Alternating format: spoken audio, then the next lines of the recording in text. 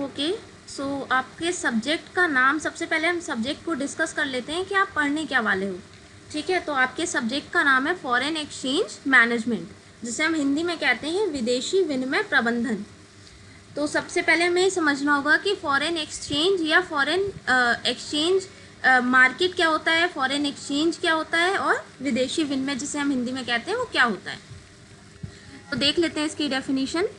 Foreign exchange or forex or fx is the trading of one currency for another. For example, one can swap the US dollar for the euro. Foreign exchange transaction can take place on the foreign exchange market, which is also known as forex market. क्या मतलब हुआ कहने का, जैसे कि आप normally आपने देखा होगा, पहले आपने पढ़ा होगा बार्टर सिस्टम किसे कहते थे। जब मनी का इवोल्यूशन हुआ है उससे पहले बार्टर सिस्टम चलता था, जहाँ पे हम क्या करते थे, किसी एक वस्तु को दूसरी वस्तु से क्या करते थे, एक्सचेंज करते थे, हस्तांतरित करते थे। उसके बाद जब मनी का इवोल्यूशन हो गया, तब अब हम क्या करते हैं, अब हम किसी वस्तु को कैसे एक्सचेंज करते हैं, मनी के थ्रू एक्सचेंज करते हैं। अगर आपको कोई सामान खरीदना है तो आप क्या करते हो, उसका प्राइस पे करते हो और उस सामान को खरीद लेते हो। यही काम पहले कैसे होता था, वस्तु से वस्तु को एक्सचेंज करके होता था ना, कमोडिटीज को कमोडिटीज से एक्सचेंज करके होता था। तो अगर हमें फॉरेन एक्सचेंज मार्केट में या फॉरेन एक्सचेंज में किसी करेंसी को खरीदना है, सपोज आप इंडिया में रहते हो पर आपको यूएस डॉलर की ज़रूरत है, तो आप क्या करोगे, आप इंडियन करेंसी से, इंडियन रूपी से जो यूएस की करेंसी है, डॉलर है, उसको क्या करोगे, परचेज कर लोगे या एक्सचेंज कर लोगे। तो जब हम एक करेंसी को दूसरी करेंसी से एक्सचेंज करते हैं, एक करेंसी को लेने के लिए दूसरी करेंसी को देते हैं, तो उसे क्या कहते हैं, फॉरेन एक्सचेंज कहते हैं, जिसे शॉर्ट में फॉरेक्स या एफएक्स भी कहा जाता है। हिंदी में हम क्या कहते हैं, विदेशी विनिमय कहते हैं इसे। ठीक है, अच्छा, विदेशी विनिमय जिस जगह पे किया जाता है उसे क्या कहते हैं, विदेशी विनिमय बाजार कहते हैं, फॉरेन एक्सचेंज मार्केट। ठीक है, फॉरेन एक्सचेंज मार्केट कहते हैं। मार्केट जनरली किसे कहते हैं, मार्केट उस स्थान को कहते हैं, उस प्लेस को कहते हैं जहाँ पर किसी भी कमोडिटी के, किसी भी वस्तु के बायर और सेलर दोनों होते हैं। तो वैसे ही जहाँ पर फॉरेन करेंसी के बायर और सेलर दोनों होते हैं, उसे हम क्या कहते हैं, फॉरेन एक्सचेंज मार्केट कहते हैं। क्लियर, फॉरेन एक्सचेंज यानी कि करेंसीज को एक्सचेंज करना, एक करेंसी को दूसरी करेंसी से एक्सचेंज करना, और फॉरेन एक्सचेंज मार्केट का मतलब हुआ एक ऐसी जगह, एक ऐसा प्लेस जहां पे हम करेंसीज को एक्सचेंज करते हैं। ओके, सो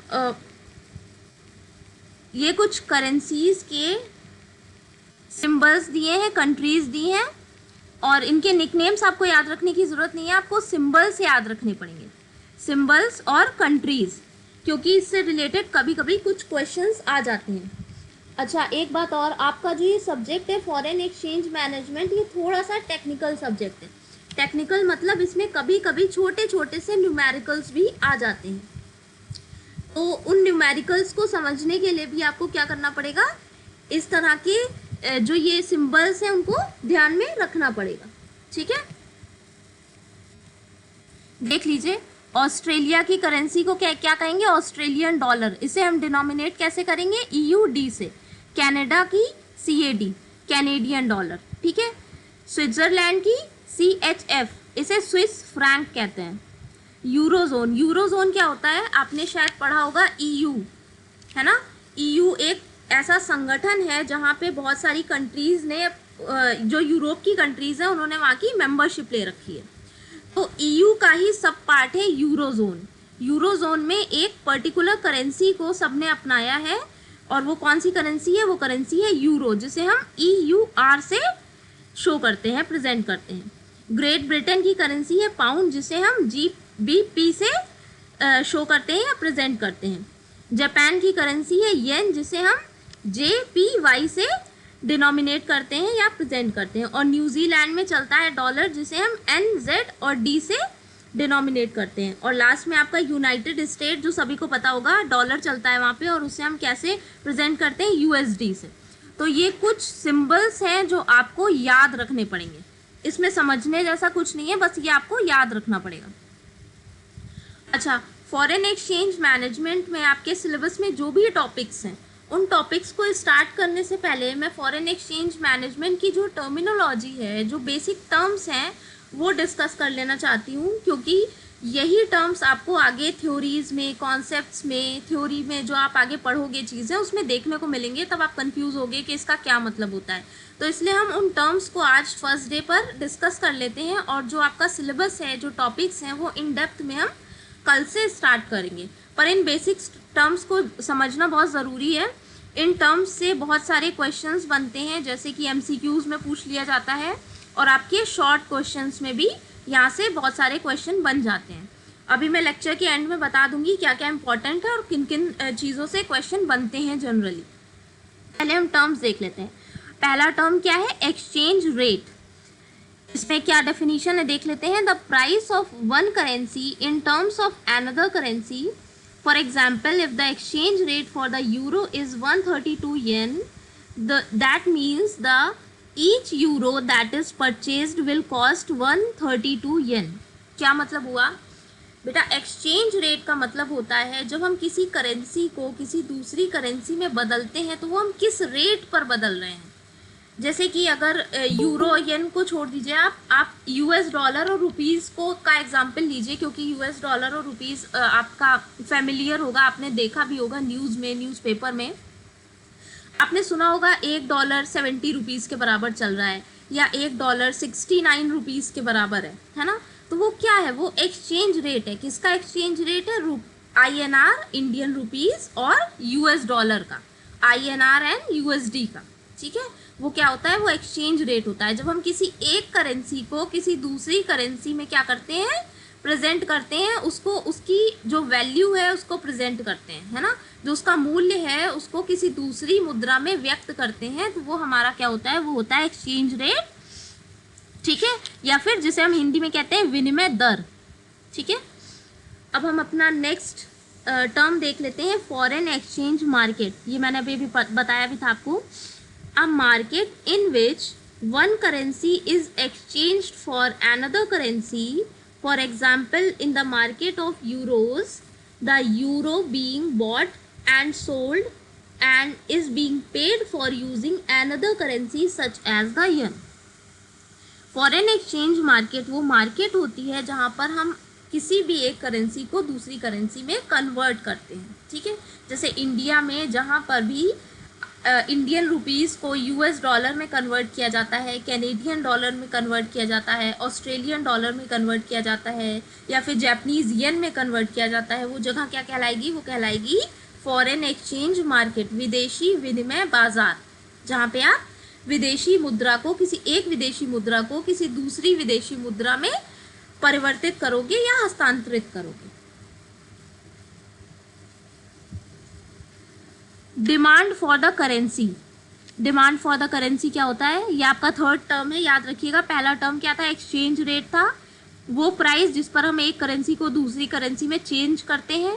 दूसरा था एक्सचेंज, फॉरेन एक्सचेंज मार्केट, वो प्लेस, वो जगह जहाँ पर हम एक करेंसी को दूसरी करेंसी में बदलते हैं। तीसरा है आपका demand for the currency, a description of the willingness to buy a currency based on its exchange rate. For example, as the exchange rate for euros increases, the quantity demanded for euros decreases.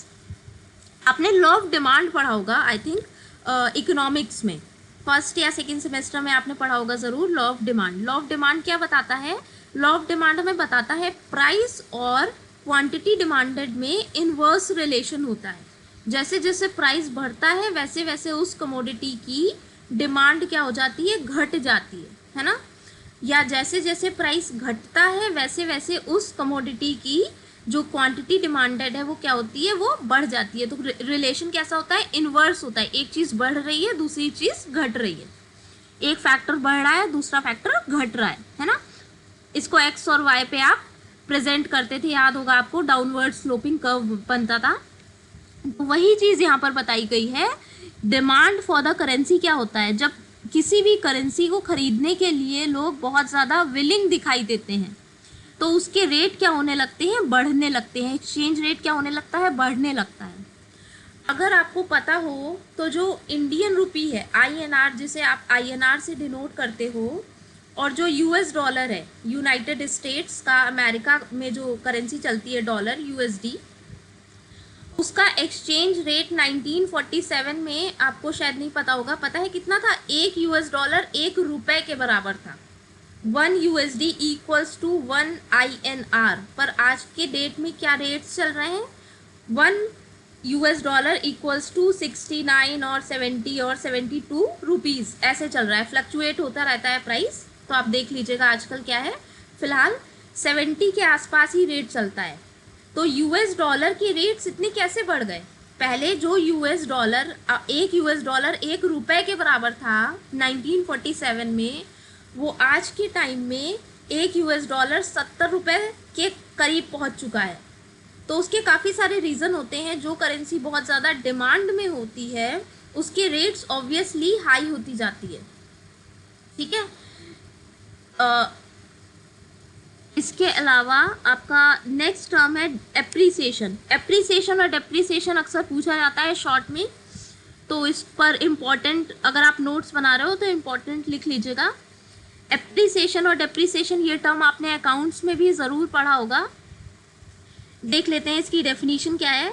When the value of a currency increases relative to another currency, a currency appreciates when you need more of another currency to buy a single unit of a currency।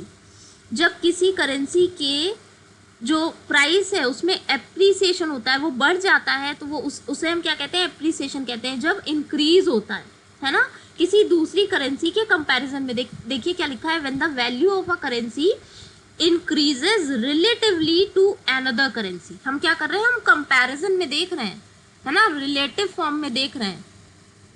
Relatively जब बढ़ जाता है तब हम उसे क्या कहते हैं? हम उसे कहते हैं एप्रिसिएशन, ठीक है।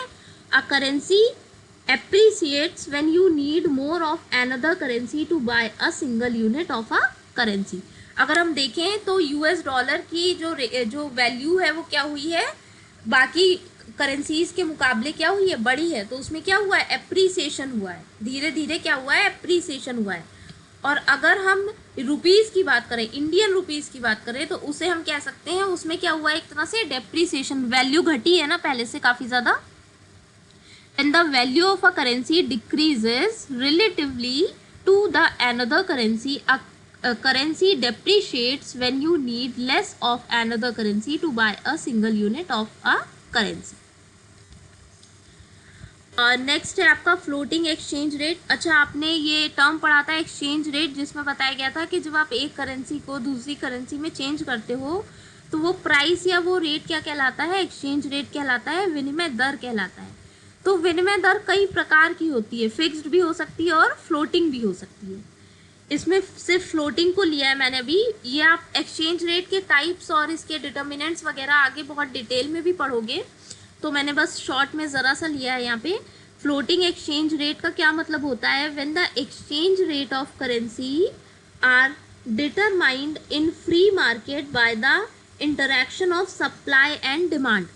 क्या मतलब हुआ?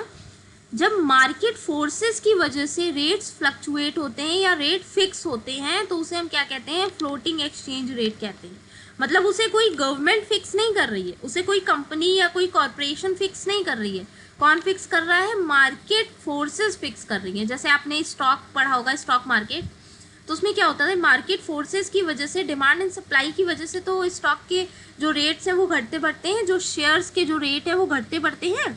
आपकी डिमांड कैसी है, आपकी सप्लाई कैसी है, उसी पर तो डिपेंड करता है। तो वही चीज़ यहाँ पर भी है कि जब हम जिन जगहों पे, जिन देशों में फ्लोटिंग एक्सचेंज रेट है, तो उसका क्या मतलब होता है? उसका मतलब होता है कि वहाँ पर गवर्नमेंट का कोई भी इंटरवेंशन नहीं है, गवर्नमेंट उसे फिक्स नहीं कर रही है, कोई कंपनी या कोई कॉरपोरेशन उसे फिक्स नहीं कर रही है। कौन फिक्स कर रहा है? मार्केट फोर्सेस उसे फिक्स कर रहे हैं। उस करेंसी की डिमांड कितनी है, उस करेंसी की सप्लाई कितनी है, उस टाइम पर उस देश में इंटरेस्ट रेट क्या चल रहे हैं, बैलेंस ऑफ पेमेंट क्या है, ये काफ़ी सारी चीज़ें होती है, काफ़ी सारे फैक्टर्स होते हैं जो डिटरमाइन करते हैं कि आपकी करेंसी का रेट कितना रहेगा। जनरली फॉरेन एक्सचेंज मार्केट में फ्लोटिंग एक्सचेंज रेट ही होता है। किसी भी देश की गवर्नमेंट ये तय नहीं करती है कि आपकी देश की करेंसी कितने में बिकेगी या कितने में कोई उसे सेल कर सकता है। वो कैसे तय होती है? मार्केट फोर्सेस से तय होती है। मार्केट की जो फोर्सेस है, डिमांड और सप्लाई है, उसके बेस पर उनके रेट्स जो है वो तय होते हैं। इसीलिए उन्हें क्या कहा जाता है? फ्लोटिंग एक्सचेंज रेट कहा जाता है। और फिक्स्ड एक्सचेंज रेट क्या होता है? जहाँ पे गवर्नमेंट फिक्स कर देती है। गवर्नमेंट ने फिक्स कर दिया कि $1 70 रुपीज़ के बराबर है, तो फिर इंटरेस्ट रेट बढ़े या घटे, उस करेंसी की डिमांड बढ़े या घटे, उस करेंसी की सप्लाई घटे या बढ़े, कोई फर्क नहीं पड़ता, क्योंकि उसे क्या किया है? गवर्नमेंट ने फिक्स करा है ना। तो इसीलिए क्या कहा जाता है? Fixed exchange rate. और फ्लोटिंग का मतलब होता है जहां पर गवर्नमेंट का कोई इंटरवेंशन नहीं होता है, किसी भी तरह का कोई हस्तक्षेप नहीं होता है देश की सरकार का। ठीक है, तो ये कुछ आपके की टर्म्स थे। इसके अलावा भी कुछ की टर्म्स हैं जो आगे आते रहेंगे, पर मेनली अभी ये मैंने बताए हैं। अच्छा, अब ये थोड़ा सा ध्यान से समझिएगा, ये थोड़ा सा टेक्निकल है। ये देखिए, सबसे ऊपर आपको दिख रहा होगा, लिखा है GBP/USD। ठीक है, सबसे पहले तो आप याद करिए, GBP क्या था? Great Britain pound. Great Britain में जो करेंसी चलती है उसे हम क्या कहते हैं? पाउंड कहते हैं। और उसे हम किस सिंबल से दिखाते हैं? GBP से। और USD क्या है?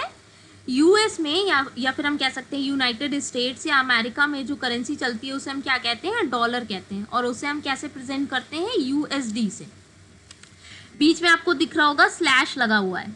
ठीक है, अब देखिए, जो इस तरह का जो आपको पेयर देखने को मिलेगा, इस तरह की जब आपको इक्वेशन देखने को मिलेगी, तो वो इक्वेशन क्या कहलाती है? इसे हम कहते हैं करेंसी पेयर। क्या कहते हैं? Currency pair. क्योंकि ये एक करेंसी है GBP, स्लैश के पहले और स्लैश के बाद आपको दूसरी करेंसी दिख रही होगी USD। यहाँ पे दो करेंसीज हैं, तो ये क्या है? ये पेयर है। ठीक है, करेंसी पेयर कहा जाता है इसे। अच्छा, जब हम किसी भी तरह की फॉरेन एक्सचेंज में ट्रेडिंग करते हैं, तो आपको इसी तरह के इक्वेशंस देखने को मिलते हैं, इसी तरह की आपको करेंसी पेयर्स देखने को मिलती हैं। और उसी से हमें निकालना होता है कि रेट क्या निकल के आएगा, बाइंग रेट क्या है, सेलिंग रेट क्या है, इसी से पता चलता है। तो पहले तो हम इसका बेसिक समझ लेते हैं कि इसे हम कहते क्या क्या हैं। ठीक है, तो जो आपको स्लैश से पहले वाली करेंसी दिखेगी उसे आप क्या कहोगे? उसे हम कहते हैं बेस करेंसी। बेस करेंसी के अलावा भी इसके कुछ नाम होते हैं, जैसे इसे हम प्राइमरी करेंसी भी कहते हैं। स्लैश के बाद वाली जो करेंसी होती है उसे हम कहते हैं कोट करेंसी। कोट करेंसी या फिर सेकेंडरी करेंसी। अच्छा, ये जो स्लैश के पहले वाली करेंसी है इसे हम बेस करेंसी कहते हैं, क्योंकि इसे हम हमेशा क्या मानते हैं? 1 मानते हैं। यानी कि 1 GBP equals to how much USD। यानी कि अगर इस तरह का आपको इक्वेशन देखने को मिल रहा है तो आपको क्या पता चलेगा? 1 GBP में आपको कितना $US देना पड़ेगा। 1 GBP खरीदने के लिए आपको कितना $US देना पड़ेगा। ठीक है, तो ये आपकी बेस करेंसी हो गई GBP, और ये आपकी कोट करेंसी हो गई सेकेंड वाली USD। ठीक है, अब इसका मीनिंग देख लीजिए। बेस करेंसी और the currency you are buying when you trade the forex pair. ठीक है, एंड कोट करेंसी और the currency you are selling when you trade the forex pair. जब आप फॉरेन एक्सचेंज में ट्रेडिंग करते हो, आपको जो करेंसी खरीदनी है, यानी कि आपकी जो बाइंग करेंसी है, उसे ही हम क्या कहते हैं? उसे हम बेस करेंसी कहते हैं। और उसे हम कैसे प्रेजेंट करते हैं? उसे हम 1 यूनिट से प्रेजेंट करते हैं। 1 GBP equals to suppose 50 USD। ठीक है, जैसे कि अगर आपको $1 खरीदना है तो उसे आप कैसे लिखोगे? आप उसे अगर करेंसी पेयर में आपको लिखना हो, $1 इस समय चल रहा है सपोज 70 रुपीज़ का, उसे अगर आपको करेंसी पेयर में प्रेजेंट करने के लिए एग्जाम में कहा जाए तो कैसे लिखोगे? उसे लिखोगे USD/INR। क्या मतलब हुआ? 1 USD बराबर है 70 INR के। यानी कि आपने स्लैश से जो पहले वाली करेंसी है उसे क्या माना? 1 माना, है ना। और जो स्लैश के बाद वाली करेंसी है उसे आपने प्रेजेंट किया कि वो कितने रुपए में आपको मिल जाएगी। तो जो आपकी पहली करेंसी हुई वो कौन सी हुई? वो बाइंग करेंसी हुई, वो आपको खरीदनी है ना। और जो स्लैश के बाद वाली हुई वो क्या हुई? वो सेलिंग करेंसी हुई। तो इस चीज़ को याद रखिएगा। बेस करेंसी, इसमें कितने पॉइंट्स आपको याद रखने हैं? पहले तो देखिए, फर्स्ट पॉइंट ये बना आपका कि करेंसी पेयर के केस में हमेशा जो पहली वाली करेंसी होगी, स्लैश के जो पहले वाली करेंसी होगी, वो आपकी क्या कहलाएगी? वो कहलाएगी बेस करेंसी। और स्लैश के बाद वाली जो करेंसी होगी वो क्या कहलाएगी, वो कोड करेंसी कहलाएगी। ठीक, सेकेंड पॉइंट आपका बना, आपकी जो बेस करेंसी है वो प्राइमरी करेंसी भी कहलाती है और जो कोड करेंसी है वो सेकेंडरी करेंसी भी कहलाती है। ठीक है, थर्ड पॉइंट ये बना कि जो आपकी बेस करेंसी होगी वो हमेशा कैसे डिनोमिनेट की जाएगी, कैसे प्रेजेंट की जाएगी, 1 यूनिट से प्रेजेंट की जाएगी। कभी भी बेस करेंसी 1 से ज़्यादा यूनिट में नहीं हो सकती, हमेशा कैसे होगी, 1 यूनिट होगी। बेस करेंसी किस में होगी, 1 यूनिट में होगी। और जो आपकी कोड करेंसी होगी वो किस में होगी, वो आपकी जो पहले वाली करेंसी है उसको कोट करेगी। कोट करेगी का क्या मतलब हुआ, उसका प्राइस बताएगी, है ना। तो ये आपका क्या हुआ, ये आपका थर्ड पॉइंट हुआ। ठीक है, और इस तरह से आपको जब इक्वेशन लिखी दिखेगी तो आप उसे क्या कहोगे, करेंसी पेयर। ये चारों पॉइंट्स ध्यान में रखिएगा। ठीक है, अच्छा अब हमने अभी जो इक्वेशन देखी थी, आपकी जो बेस करेंसी है उसका प्राइस कहलाता है, जब आप इस तरह का, पहली बात तो जब आप देखते हो, पेयर देखते हो तो इसे क्या कहोगे, करेंसी पेयर कहोगे। ठीक है, अब आप दूसरी चीज देखिए, आप करेंसी को जब आप किसी एक करेंसी की बाइंग प्राइस और सेलिंग प्राइस दोनों को एक इक्वेशन में बना के लिखते हो तो उसे क्या कहते हैं, जो स्लैश के पहले वाला अमाउंट होता है उसे हम कहते हैं बिड प्राइस या बाइंग प्राइस। देखिए लिखा हुआ है, बिड प्राइस का क्या मतलब होता है, bid price at which the buyer is willing to pay, है ना। बायर जो पे करने के लिए तैयार होता है, यानी कि वो जिस रेट पर करेंसी को खरीदने के लिए तैयार होता है वो क्या होता है, वो होता है बिड प्राइस। और जो स्लैश के बाद वाला प्राइस होता है वो होता है आस्क प्राइस। आस्क प्राइस का क्या मतलब हुआ, price at which the seller is willing to sell, यानी कि जो बेचने वाला व्यक्ति है वो जिस प्राइस पर सेल करना चाहता है उसे हम क्या कहेंगे, उसे हम कहेंगे आस्क प्राइस। ठीक है, बिड प्राइस को हम बाइंग प्राइस भी कहते हैं, आस्क प्राइस को हम सेलिंग प्राइस भी कहते हैं, और इसके अलावा आस्क प्राइस को ऑफर प्राइस भी कहा जाता है। इस बात से ध्यान रखिएगा, जब आपने ऑक्शन सुना होगा, नीलामी होती है तो उसमें बिड लगाई जाती है ना, बोली लगाई जाती है। तो बोली लगाने वाले जो व्यक्ति होते हैं, जो बिडिंग करते हैं, वो क्या होते हैं, खरीदना चाहते हैं ना उस सामान को, तभी तो वो बिड करते हैं। और जो व्यक्ति खरीदना चाहेगा वो क्या करेगा, जिस प्राइस पर वो खरीदना चाहता है उसी की तो बोली लगाता है ना। तो बिड प्राइस क्या है, किसी वस्तु को खरीदने के लिए उसका जो हम मूल्य देने को तैयार होते हैं वह मूल्य कहलाता है बिड प्राइस। ठीक है, price at which buyer is willing to pay. यहाँ पे बिड को बायर से कनेक्ट करके याद रखिएगा कि बिडिंग कौन करता है, बिड कौन लगाता है, जो बायर होता है। और ऑफर प्राइस या आस्क प्राइस क्या होता है, जो सेलर लेने के लिए तैयार होता है। मतलब बिड प्राइस वो होता है जो खरीदने वाला व्यक्ति है वो देने को तैयार है, पर आस्क प्राइस वो है जो बेचने वाला व्यक्ति है वो लेने के लिए जो ऑफर करता है, डिमांड करता है, वो आपका क्या कहलाता है, वो आस्क प्राइस कहलाता है। अच्छा, दूसरी चीज, बिड प्राइस और आस्क प्राइस के बीच का जो डिफरेंस होता है उसे हम क्या कहते हैं, उसे हम कहते हैं स्प्रेड। क्या कहते हैं, स्प्रेड, SPREAD, स्प्रेड। देखिए लिखा भी है, the difference between the bid and the ask price, यानी कि जो आपका बाइंग प्राइस है और जो सेलिंग प्राइस है उसके बीच का डिफरेंस क्या कहलाता है, वो कहलाता है स्प्रेड। अच्छा, इस चीज़ में आपको क्या क्या पॉइंट्स ध्यान रखने हैं। पहली बात आपको ध्यान रखनी है, स्लैश से पहले आपको जो प्राइस दिखेगा वो कहलाएगा बिड प्राइस, और स्लैश के बाद आपको जो प्राइस दिखेगा वो कहलाएगा आस्क प्राइस। दूसरा पॉइंट, बिड प्राइस को हम बाइंग प्राइस भी कहते हैं और आस्क प्राइस को हम सेलिंग प्राइस भी कहते हैं। तीसरा पॉइंट आपको ध्यान रखना है कि बिड प्राइस और आस्क प्राइस के बीच का जो डिफरेंस होता है उसे हम स्प्रेड कहते हैं।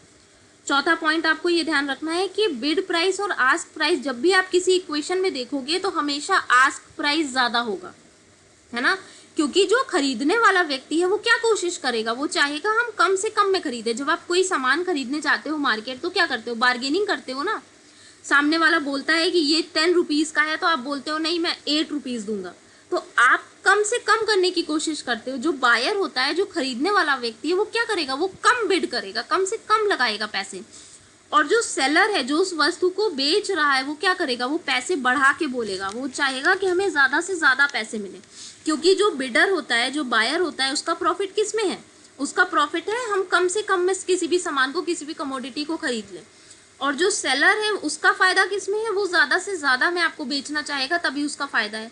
तो हमेशा जब आप इक्वेशन देखोगे तो आपको कौन सा प्राइस ज़्यादा मिलेगा, हमेशा आपको आस्क प्राइस ज़्यादा मिलेगा, या आपको सेलिंग प्राइस जिसे आप कहते हो वो ज़्यादा मिलेगा। ठीक है, इक्वेशन देखोगे तो बिड प्राइस हमेशा कम होगा, आस्क प्राइस हमेशा ज़्यादा होगा। तो इस वजह से जो स्प्रेड का फॉर्मूला बनेगा वो क्या होगा, वो बिड माइनस आस्क नहीं होगा, वो आस्क माइनस बिड होगा। हमेशा हम क्या करेंगे, आस्क प्राइस में से बिड प्राइस को घटा देंगे तो हमें क्या मिल जाएगा, हमें स्प्रेड मिल जाएगा। ठीक है, ओके, ये आज के लेक्चर का ये लास्ट स्लाइड है, लास्ट मतलब टॉपिक है आपका मेजर पेयर्स। ये अक्सर एमसीक्यूज में पूछा जाता है, तो इनको आप याद कर लीजिएगा। ये इसमें समझाने वाला कुछ नहीं है, इनको आपको याद करना पड़ेगा। मेजर पेयर्स का मतलब होता है मेजर जो करेंसीज बहुत ज़्यादा ट्रेडिंग में होती हैं, जो करेंसीज बहुत ज़्यादा डिमांड में होती हैं, उन्हें हम क्या कहते हैं, उन्हें हम कहते हैं मेजर करेंसीज। ठीक है, जो करेंसीज बहुत ज़्यादा डिमांड में होती हैं उन्हें हम क्या कहते हैं, मेजर करेंसीज। और उन दो करेंसीज का जहाँ पे बहुत ज़्यादा ट्रेडिंग होती है उन्हें हम क्या कहते हैं, मेजर पेयर्स। तो ये ध्यान रखिएगा कि मेजर करेंसीज 8 हैं। ये देखिए, ये मैंने सेकेंड स्लाइड पर डाल रखा था, ये जो 8 करेंसीज के नाम हैं और इनके सिंबल हैं, ये क्या है, ये है मेजर करेंसीज। ये कई बार एमसीक्यूज में आ जाता है, जैसे आपको किन्हीं 4 करेंसीज का सिंबल दे दिया जाएगा और पूछा जाएगा कि इनमें से बताइए कौन सी मेजर करेंसी है, या फिर पूछ लिया जाएगा कौन सी मेजर करेंसी नहीं है। तो आपको ये करेंसीज याद रखनी पड़ेंगी, इनके नाम याद रखने पड़ेंगे और इनके सिंबल भी याद रखने पड़ेंगे। तो ये 8 करेंसीज कौन कौन सी हैं, Australian dollar, Canadian dollar, Swiss franc, euro, pound, yen, New Zealand dollar and US dollar. ठीक है, ये 8 करेंसीज हैं जो बहुत ज़्यादा ट्रेडिंग में रहती हैं, जो बहुत ज़्यादा चलन में हैं, जिनको बहुत ज़्यादा लोग खरीदते और बेचते हैं, इसी वजह से उन्हें मेजर करेंसीज कहा जाता है। वैसे तो विश्व में देखा जाए बहुत सारे देश हैं और उन बहुत सारे देशों में बहुत सारी करेंसीज चलती हैं, पर सारी की सारी करेंसीज चलन में नहीं होती हैं, बहुत मतलब प्रचलन में नहीं होती है, चलन वर्ड सही नहीं है, प्रचलन में नहीं होती है ना, बहुत ज़्यादा उनको खरीदा बेचा नहीं जाता है। जैसे इंडियन रुपी की बात की जाए तो इंडियन रुपी बहुत ज़्यादा डिमांड में नहीं है, इसी वजह से वो मेजर करेंसी में इंक्लूड नहीं किया गया है। लेकिन ये जो 8 करेंसीज हैं इनकी बहुत ज़्यादा डिमांड है। अब वो डिमांड किसी भी रीज़न से हो सकती है, हो सकता है कि इन देशों में टूरिज्म बहुत हो, इस वजह से इनकी डिमांड ज़्यादा है, हो सकता है इन देशों में एम्प्लॉयमेंट की अपॉर्चुनिटीज़ बहुत है, लोग जाते हैं, इस वजह से यहाँ की करेंसीज का जो है डिमांड बहुत है। इसके अलावा हो सकता है कि इन देशों से लोगों का इंपोर्ट एक्सपोर्ट बहुत ज़्यादा होता हो, इस वजह से इन देशों की करेंसीज का डिमांड बहुत है। उसके कई सारे रीज़न हो सकते हैं, पर ये 8 करेंसीज क्या कहलाती हैं, ये कहलाती हैं मेजर करेंसीज। ठीक है, मेजर करेंसीज मतलब मोस्ट इंपॉर्टेंट करेंसीज और most common currencies which are in use. और इन्हीं करेंसीज को मिलाकर ये 7 पेयर्स बने हैं। अगर आप काउंट करोगे तो इनमें टोटल 8 करेंसीज निकलेंगी। देखिए, पहले पेयर में आपको 2 करेंसी दिख रही हैं, यूरो और यूएस डॉलर। दूसरे पेयर में यूएस डॉलर कॉमन है, वो पहले पेयर में भी थी तो उसको हटा दीजिए। येन है दूसरे, आपको उसमें दिख रहा होगा सेकेंड वाले में येन, तीसरे वाले में पाउंड दिख रहा है, और ये चौथे वाले में आपको स्विस फ्रैंक दिख रहा है। तो 5 करेंसीज ये हो गई। उसके बाद देखिए, 5th वाले में CAD कैनेडियन डॉलर, उसके बाद ऑस्ट्रेलियन डॉलर, और उसके बाद लास्ट वाले में न्यूजीलैंड डॉलर। तो ये आपकी 3 करेंसीज ये हो गई है ना। तो 5 फर्स्ट वाले कॉलम, फर्स्ट साइड पर आपकी 5 हैं और सेकेंड पर 3 है, तो टोटल कितनी हुई, 8 करेंसीज हुई। इन्हीं 8 करेंसीज से आपके ये 7 पेयर्स निकल के आते हैं, 7 पेयर्स बनते हैं। अच्छा, इसमें एक चीज़ ध्यान दीजिए, इन सारे पेयर्स में आपको एक चीज़ कॉमन दिख रही होगी। क्या कॉमन है, USD। देखिए, सातों के सातों पेयर्स में USD लिखा हुआ है ना। तो USD क्या है, USD सबसे ज़्यादा यूज़ होने वाली, ग्लोबल लेवल पे सबसे ज़्यादा यूज़ होने वाली करेंसी है। कौन सी, USD। ये भी पूछ लिया जाता है कई बार। आपके ट्रू फॉल्स में या फिर आपके एमसीक्यूज में कि सबसे एक्सट्रीम यूज किसका होता है, कौन सी ऐसी करेंसी है जिसका एक्सट्रीम यूज होता है, सबसे ज़्यादा यूज होता है, या ऐसी कौन सी करेंसी है जो विश्व में सबसे ज़्यादा मांग जिसकी है या सबसे ज़्यादा डिमांड है, वो कौन सी करेंसी है, तो वो है यूएस डॉलर। ठीक है, ओके। सो एक बार रिवाइज करा देती हूँ मैं सारा, कुछ बच्चों ने लेट ज्वाइन किया था। फॉरेन एक्सचेंज मैनेजमेंट को हिंदी में कहते हैं विदेशी विनिमय प्रबंधन। विदेशी विनिमय प्रबंधन में आप क्या पढ़ोगे, विदेशी विनिमय से रिलेटेड सारी चीज़ें, विदेशी विनिमय होता क्या है, विदेशी विनिमय बाजार क्या होता है, विदेशी विनिमय की विशेषताएं क्या हैं, प्रकार क्या हैं, विदेशी विनिमय को हम मैनेज कैसे करते हैं, उसका प्रबंधन कैसे करते हैं, कौन कौन से भारत में इंस्टीट्यूशंस ऐसे बने हुए हैं जो हमारी करेंसी को रेगुलेट करते हैं या हमारे फॉरेन एक्सचेंज मार्केट को रेगुलेट करते हैं, है ना। इसके अलावा फॉरेन एक्सचेंज मार्केट में कौन कौन से इंस्ट्रूमेंट यूज़ होते हैं, जैसे कि आप फाइनेंशियल मार्केट्स पढ़ते हो, मनी मार्केट, कैपिटल मार्केट, तो उसमें आपको पता है कि कौन कौन से इंस्ट्रूमेंट यूज़ होते हैं, है ना। शेयर्स हैं, डिबेंचर्स हैं, बॉन्ड्स हैं, म्यूचुअल फंड्स हैं।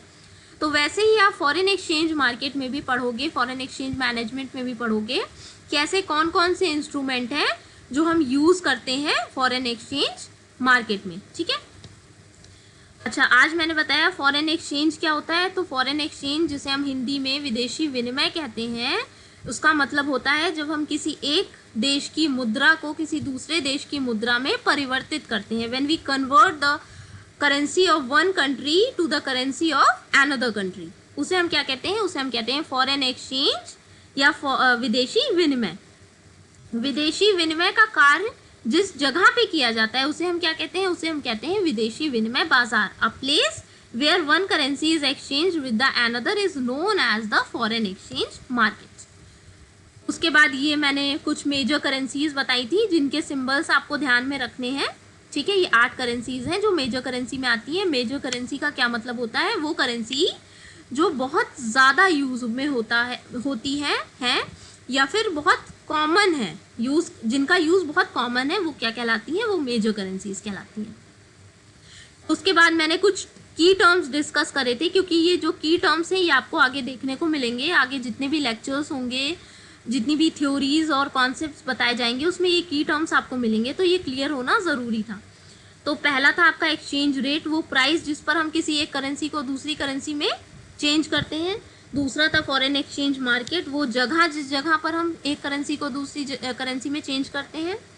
तीसरा था आपका डिमांड फॉर द करेंसी, मतलब उस करेंसी की मांग कितनी है, लोग उसको कितना खरीदना चाहते हैं।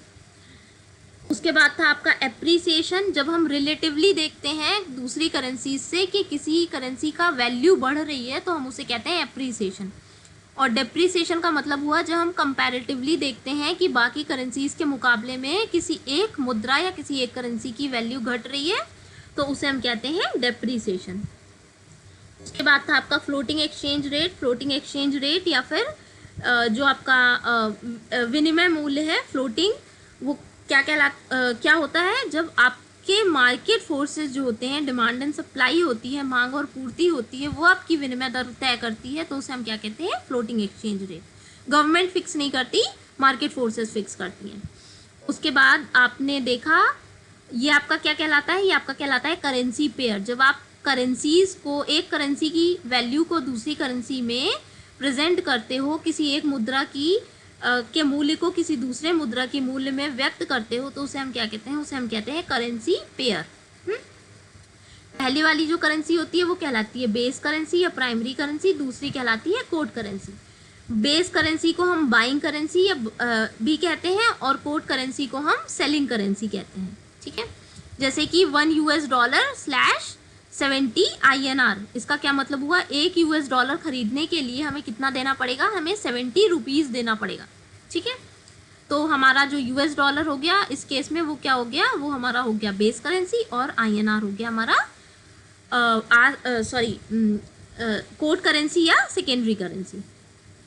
अच्छा, इसके अलावा हमने देखा बिड प्राइस और आस्क प्राइस या ऑफर प्राइस।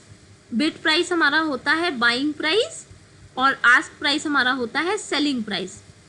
बिड प्राइस जो बायर देने को तैयार है, और आस्क प्राइस जो सेलर डिमांड कर रहा है या वो जो लेना चाहता है वो प्राइस क्या कहलाता है, वो आस्क प्राइस या सेलिंग प्राइस कहलाता है। और इन दोनों के बीच का डिफरेंस क्या कहलाता है, स्प्रेड कहलाता है। और हमेशा इस इक्वेशन में कौन सा प्राइस ज़्यादा होता है, आस्क प्राइस ज़्यादा होता है।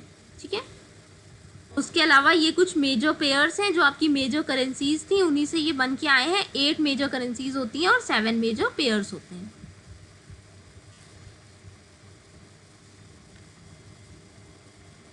Okay, so thank you for today.